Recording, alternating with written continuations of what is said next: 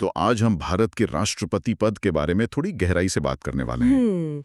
और हमारे पास जो जानकारी है वो सिविल सेवा परीक्षा के स्टडी नोट्स जैसी है। बिल्कुल, मतलब एकदम सटीक और तथ्यों से भरपूर।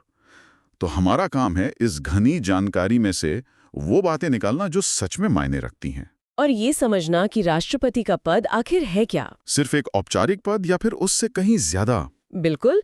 और शुरुआत करने के लिए शायद सबसे अच्छी जगह है इसकी तुलना ब्रिटिश सम्राट से करना। हाँ, ये तुलना अक्सर की जाती है। और कहा भी जाता है कि भारत के राष्ट्रपति की भूमिका ब्रिटिश सम्राट जैसी है। ये बात कह सकते हैं कि कुछ हद तक सही है, लेकिन इसमें एक बहुत बड़ा पेच है। पेच ये कि एक चुनाव हुआ है और दूसरा वंशानुगत। वो तो है ही, वो तो सबसे बड़ा फर्क है, लेकिन असली अंतर उनकी भूमिका में है। अच्छा। दोनों राष्ट्र के प्रमुख हैं, यानी हेड ऑफ स्टेट हैं। सरकार के प्रमुख यानी हेड ऑफ गवर्नमेंट नहीं। सरकार के मुखिया तो प्रधानमंत्री होते हैं। हाँ, और सारी बहस की जड़ कह सकते हैं यही छोटा सा फर्क है। ठीक है, तो इसे थोड़ा और आसान करते हैं। हम अक्सर सुनते हैं कि राष्ट्रपति नाम मात्र के कार्यकारी हैं, नॉमिनल एग्जीक्यूटिव। हाँ, और असली शक्ति प्रधानमंत्री और उनकी मंत्रिपरिषद के पास है। तो अगर असली ताकत प्रधानमंत्री के पास ही है तो फिर राष्ट्रपति पद सिर्फ एक महंगा रबर स्टैंप नहीं है। मतलब हम इस पूरी व्यवस्था पर इतना समय और संसाधन क्यों खर्च करते हैं? सवाल तो बहुत जायज है और कई लोग ऐसा सोचते भी हैं। हाँ। और देखिए, ऊपरी तौर पर देखने पर लगता भी यही है। देश के सारे बड़े फैसले, कानून, संधियां, सब पर आखिरी मोहर राष्ट्रपति की ही लगती है। लेकिन ये सब वो प्रधानमंत्री और मंत्री परिषद की सलाह पर करते हैं। पर इसे रबर स्टैम्प कहना मुझे लगता थोड़ी जल्दबाजी होगी। क्यों? क्योंकि राष्ट्रपति की भूमिका एक सेफ्टी वॉल्व की तरह है, एक नैतिक कंपास की तरह। वे राजनीति से ऊपर उठकर पूरे देश का प्रतिनिधित्व करते हैं।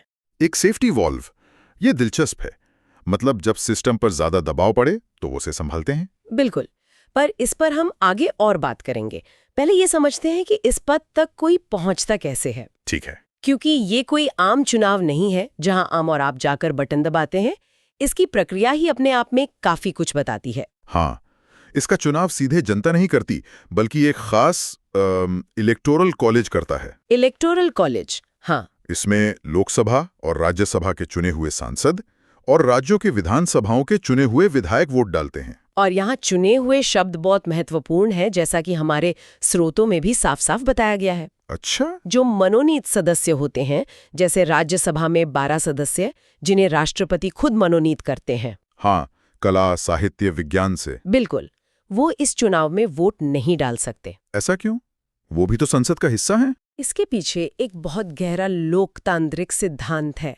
तर्क ये है कि अगर राष्ट्रपति द्वारा मनोनीत लोग ही अगले राष्ट्रपति को चुनने लगेंगे तो वो तो एक तरह का हितों का टकराव हो जाएगा। हाँ, कॉन्फ्लिक्ट ऑफ इंटरेस्ट। चुनाव पूरी तरह से जनता के चुने हुए प्रतिनिधियों द्वारा ही होना चाहिए, चाहे वो सीधे चुने गए हों या अप्रत्यक्ष रूप से। और ये कोई एक व्यक्ति एक वोट वाला सीधा सीधा हिसाब भी नहीं है। हर विधायक और सांसद के वोट का वजन यानी वैल्यू अलग अलग होती है ना? हाँ, और यही इस सिस्टम की खूबसूरती है। एक विधायक के वोट की वैल्यू उस राज्य की जनसंख्या के आधार पर तय होती है। मतलब उत्तर प्रदेश जैसे बड़े राज्य के विधायक के वोट का वजन ज्यादा होगा? हाँ, सिक्किम जैसे छोटे राज्य के विधायक के वोट से कहीं ज्यादा होगा। अच्छा। फिर सभी विधायकों के वोटों की कुल वैल्यू को सभी सांसदों की कुल संख्या से भाग देकर एक सांसद के वोट की वैल्यू निकाली जाती है। ये तो काफी जटिल गणित लगता है। इसका मकसद क्या है? मकसद है संतुलन, पैरिटी। ये सिस्टम सुनिश्चित करता है कि केंद्र और राज्यों के बीच एक बराबरी का रिश्ता बना रहे, कि कोई एक पक्ष हावी ना हो पाए। बिल्कुल। ये भारत के संघीय ढांचे का सम्मान करता है और ये भी पक्का करता है कि जो भी राष्ट्रपति बने उसे देश के अलग अलग हिस्सों से व्यापक समर्थन हासिल हो, न कि सिर्फ केंद्र में बैठी बहुमत वाले पार्टी का। और पद की गरिमा के लिए अनुच्छेद 58 में योग्यताएं भी साफ है। हाँ, भारत का नागरिक हो, 35 साल की उम्र हो और लोकसभा सदस्य बनने की काबिलियत हो। ठीक है, चुनाव की प्रक्रिया तो समझ आ गई। अब आते हैं उस सवाल पर कि राष्ट्रपति असल में करते क्या हैं, उनकी शक्तियां क्या हैं? कार्यकारी, विधायी, न्यायिक। और जैसा हमारे स्रोत बताते हैं, ये सिर्फ नाम की नहीं है। नहीं, बिल्कुल नहीं। कार्यकारी शक्तियों से शुरू करते हैं। देश की सारी बड़ी नियुक्तियां राष्ट्रपति ही करते हैं। जैसे कि प्रधानमंत्री, उनके मंत्री, सुप्रीम कोर्ट और हाई कोर्ट के जज, राज्यों के governor, attorney general, CAG, UPSC के चेयरमैन, लिस्ट बहुत लंबी है। पर ये सब तो मंत्रिपरिषद की सलाह पर ही होता है। बेशक, लेकिन हस्ताक्षर राष्ट्रपति के ही होते हैं। उनके नाम पर ही नियुक्ति पत्र जारी होता है। नियुक्तियां तो ठीक हैं, पर मुझे हमेशा लगता था कि कानून तो सिर्फ संसद बनाती है। राष्ट्रपति का इसमें क्या रोल है? क्या वे सिर्फ आखिरी में साइन करते हैं? ज्यादातर तो हाँ, लेकिन उनके पास एक बहुत बड़ी विधायी शक्ति है। कौन सी? अध्यादेश जारी करने की शक्ति, यानी ऑर्डिनेंस पावर, जो अनुच्छेद 123 के तहत आती है। एक मिनट, तो इसका मतलब सरकार संसद को बाईपास करके सीधे राष्ट्रपति से कानून बनवा सकती है? सुनने में तो ऐसा ही लगता है। ये तो लोकतंत्र के लिए बहुत खतरनाक लग रहा है। लगता तो है, और इसी खतरे को रोकने के लिए संविधान में कुछ बहुत सख्त सेफ्टी चेक्स लगाए गए हैं। जैसे कि अध्यादेश तभी जारी हो सकता है जब संसद का सत्र न चल रहा हो और किसी कानून की फौरन जरूरत हो। मतलब सिर्फ इमरजेंसी में? हाँ, और ये कोई परमानेंट कानून नहीं होता। जैसे ही संसद की बैठक दोबारा शुरू होती है, इस अध्यादेश को 6 हफ्तों के अंदर दोनों सदनों से पास करवाना पड़ता है। और अगर नहीं करवाया तो वो अध्यादेश अपने आप खत्म हो जाता है, लैप्स हो जाता है। मतलब ये एक तरह का शॉर्ट टर्म जुगाड़ है, परमानेंट सॉल्यूशन नहीं। बिल्कुल। सुप्रीम कोर्ट ने भी कई बार कहा है कि सरकार इस शक्ति का दुरुपयोग बार बार अध्यादेश लाकर नहीं कर सकती। इसकी न्यायिक समीक्षा हो सकती है। तो ये एक असाधारण शक्ति है जो असाधारण परिस्थितियों के लिए ही है। कानून बनाने और लागू करने की बात तो समझ आती है, पर क्या राष्ट्रपति की शक्ति देश की सबसे बड़ी अदालत के फैसलों से भी ऊपर है? आप समाधान की शक्ति की बात कर रहे हैं। हाँ, अनुच्छेद 72 के तहत जो पार्डन पावर है। हाँ, और ये सच में एक असाधारण शक्ति है। राष्ट्रपति किसी भी अपराधी की सजा को पूरी तरह माफ कर सकते हैं, जिसे पार्डन कहते हैं। पूरी तरह माफ? हाँ, या सजा की प्रकृति को बदल सकते हैं, यानी कम्यूटेशन। सजा की अवधि को कम कर सकते हैं, यानी रिमिशन, या कुछ समय के लिए रोक सकते हैं, जिसे रिप्रीव कहते हैं। और सबसे बड़ी बात, ये शक्ति मौत की सजा पर भी लागू होती है। बिल्कुल, यही इसे सबसे शक्तिशाली बनाती है। हमारे स्रोत में राष्ट्रपति और राज्यपाल की क्षमादान शक्तियों की तुलना भी की गई है। दोनों में क्या बड़ा फर्क है? 2 बड़े फर्क हैं। पहला, सैन्य अदालतों यानी कोर्ट मार्शल द्वारा दी गई सजा को सिर्फ राष्ट्रपति ही माफ कर सकते हैं, राज्यपाल नहीं। ठीक है। और दूसरा, जो सबसे अहम है, राज्यपाल मौत की सजा पर रोक लगा सकते हैं या उसे उम्र कैद में बदल सकते हैं, लेकिन उसे पूरी तरह माफ नहीं कर सकते। अच्छा।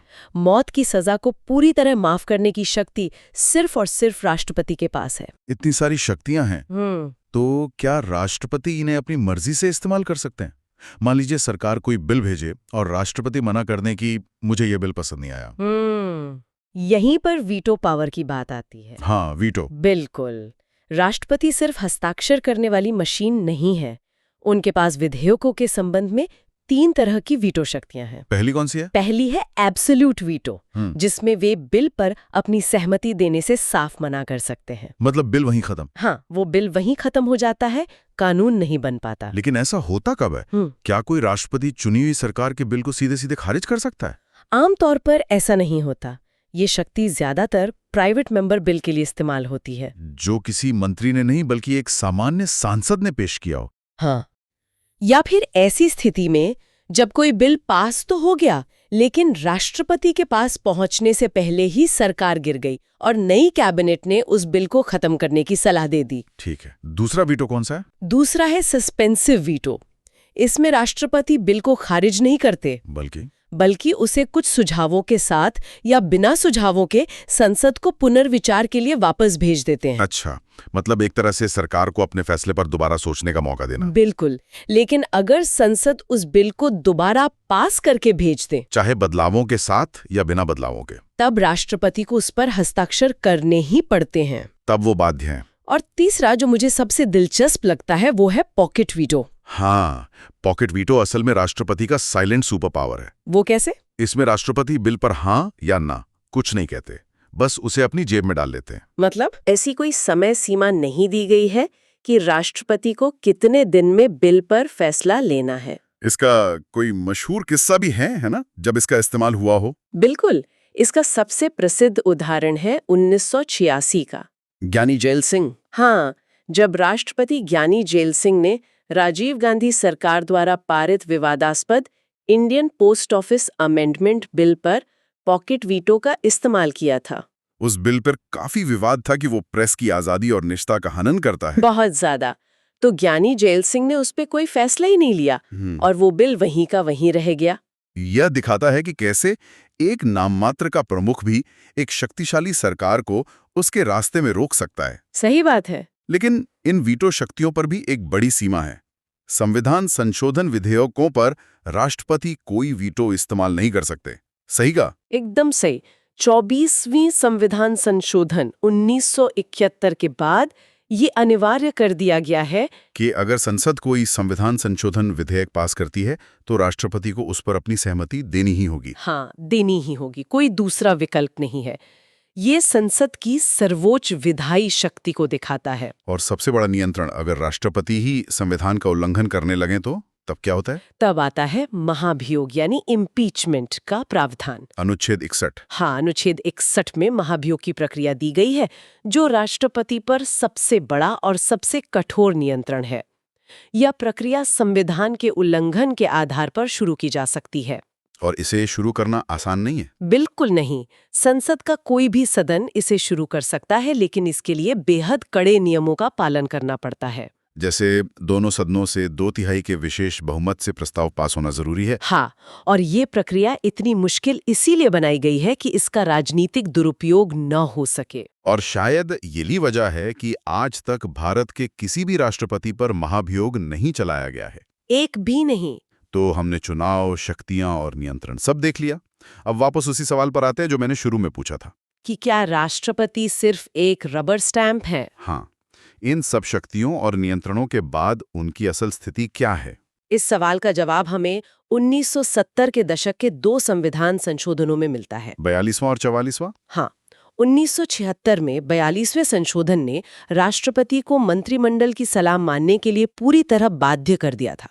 उस वक्त लगा कि राष्ट्रपति की बची खुची शक्ति भी खत्म हो गई है। मतलब वो वाकई एक रबर स्टैम्प बन गए थे। कुछ समय के लिए हाँ, लेकिन फिर 44वां संशोधन आया जिसने स्थिति को थोड़ा बदल दिया। 1978 में? हाँ, 1978 के 44वें संशोधन ने एक बहुत ही महत्वपूर्ण संतुलन बनाया।